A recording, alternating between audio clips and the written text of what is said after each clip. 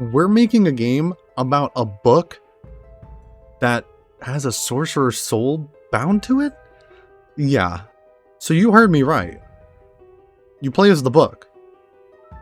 You play as the book. The book. Yeah, you play as the book, and you're not someone holding a book, you are the book. You are a magic wielding person, whether that be a sorcerer or a wizard or, you know, something like that, that has been cursed and been trapped, soul bound to this book by some other evil, powerful, you know, magical being. Life's rough, but it's not all bad. You get to cast a lot of really cool spells like Fireball and Holbrook's Hammer.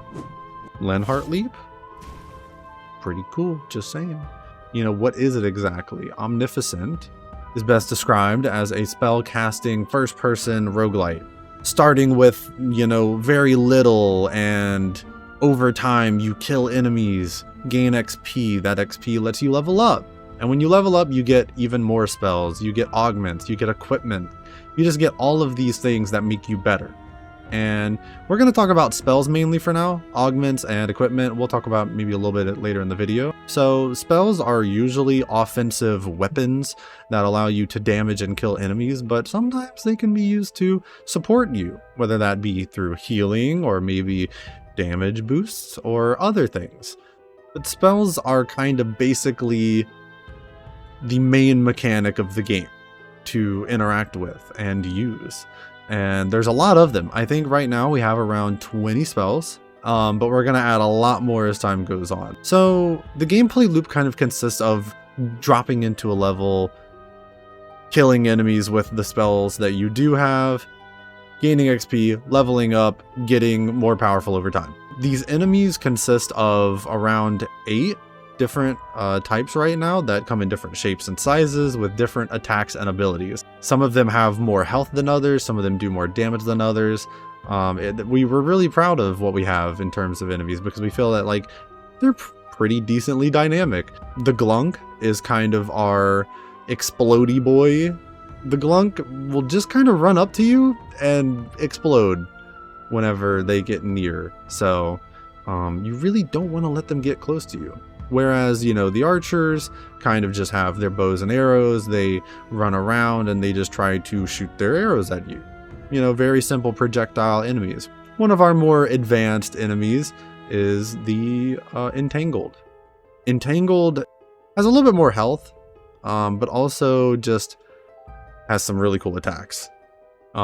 These attacks kind of make the player have to worry about stage hazards and can really do some damage if you don't, you know, respect them. So while you're killing these enemies, getting more powerful and, you know, doing what a sorcerer trapped inside of a book does, you're also trying to progress. So you're going from level to level. And to do that, you need to complete events.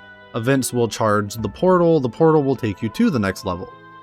We're planning on every third level being a boss level of sorts that has just a more powerful, more oppressive and scary enemy to deal with there. This boss enemy is kind of a way to power check the player to make sure that they've been consistently upgrading themselves and getting better.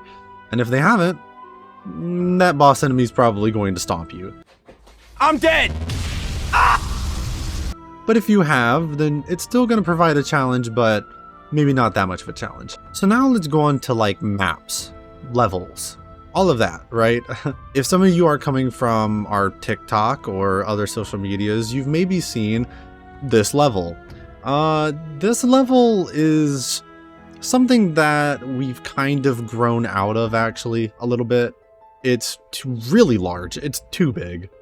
And because of its just massive scale, we've kind of decided to just not entirely scrap it, but not use it for the main gameplay loop purposes. We've had a couple of different ideas, not going to talk about any of those just yet, but we've had some ideas about maybe what to do with it so that it doesn't get completely scrapped. Because we do really like the look of it, the layout, and just its large, you know, nature, but just not for what we're doing in terms of our gameplay loop. Didn't really fit. What we do have is a tutorial.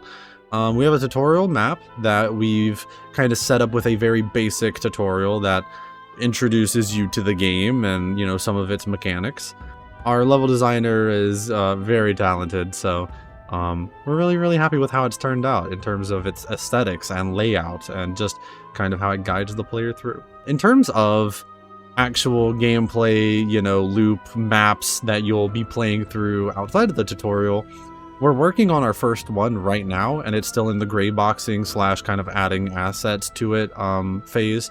But here it is. It's gonna be kind of large, but definitely like less than half of the size of the, you know, giant scale map that I was showing earlier. But in terms of maps, we're kind of taking an approach where it allows us to create a route map and then kind of deviations of the route map that will allow us to have a similar aesthetic, similar kind of vibe to a route that will then branch out into the deviations that are slightly different. It allows for us to create less maps to create more maps. It kind of like, you know, eases off the workload on us while still keeping it interesting for the player. It's just that we didn't want to create a literal entire new map for every single level that, you know, a player could play on, because that's a lot of work for our one level designer. We're really excited about the aesthetics and maps and styles and just everything that we can throw at you guys. Now, some of you may have noticed this already, but Omnificent is very inspired by some other games. Some of those games being Vampire Survivors, Brotato, 20 Minutes Till Dawn, and Risk of Rain 2. We love all of those games. We love playing them, and we love just what it brings. Especially for like Vampire Survivors, Brotato, and 20 Minutes Till Dawn. I've heard the genre of Survivor-like, also Reverse Bullet Hell. I've heard a couple of names, but I think Survivor-like is probably the most official. So, Omnificent is definitely a Survivor-like, you know, rogue-lite. You need to survive, you know, waves of enemies, just like Vampire Survivors. And, you know, you need to, over time, level up and get better, you know, and get more powerful and all of that, right? The idea of power scaling and the just satisfying feeling of becoming more powerful. Just going from nothing to like godlike feels incredible. And that's kind of what we're trying to capture. The, you know, hero's journey, even, if you will.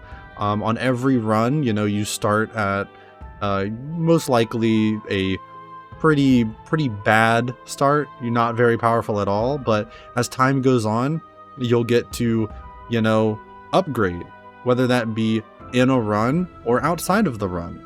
That's right, we're gonna have permanent upgrades. Here's a little look at the shop with our very, you know, just amazing favorite shopkeeper, Glunk, that will allow you to spend your currency, upgrade yourself over time. So maybe on your very first run, you don't get very far, right? But now you have some currency, you can afford some permanent upgrades. There you go. You're already going to start out at a, you know, better place than you did last run. So it's all about just the progression, the ability to unlock spells over time, and unlock characters. We have different characters that you can start out as. Some of these give you equipment on start, which I guess I'll explain now. Equipment are more passive ways to be better, you know, and like more powerful. Because spells give you kind of this immediate, I press button, thing happens kind of feeling of power, where equipment are more passive. They can do things like increase your stats. So you might get an equipment that increases your damage stats so that you now do more damage, or increases your max health or max mana. You know, they can do things as basic as that. They can do things a little bit more advanced, like when you have this equipment, you know, and you're in air, you do more damage. We have a lot of ideas, but that's kind of what I'll leave you at for now in terms of equipment. But characters can start off with equipment. They can also start off with no equipment. Our starter character, Mundane, kind of just doesn't start with anything. He starts with no equipment. He starts with Magic Missile, and which I'll actually show some of that right now. This is what Magic Missile looks like. Very basic, just kind of shooting out a projectile that damages enemies. Mundane doesn't really have anything special. His stats are all default stats. He has Magic Missile and no equipment, right? But Igni, a little bit more of an advanced character, starts off with 2 fireballs, some fire damage increases, and his stats, you know, we might make a little bit better. You know, we're still tweaking out some of that, but you get the gist. Some of these characters are going to start off just better than other characters, but those characters will have to be unlocked. You won't have access to all of them on start. Yeah, so I think, you know, I'm a little all over the place. You know, if you can't tell, I'm not, you know, really reading off of a script too badly. I have a general outline, but that's about it. So sorry if I've been a little all over the place, but I think I've covered a decent amount. So basically, there's Omnificent. We hope that, you know, this at least gave you a better idea.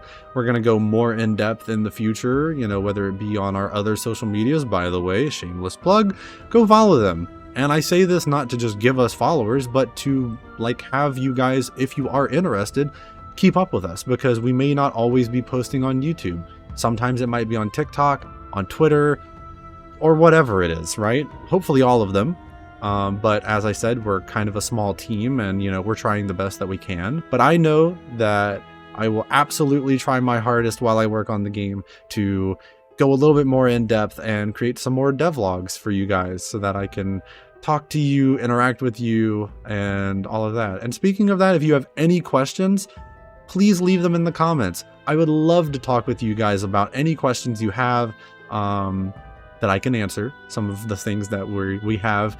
We might keep a little on the hush-hush, but most things we're going to try to talk about. So thank you for watching this. Thank you for being interested, and I'll see you in the next devlog.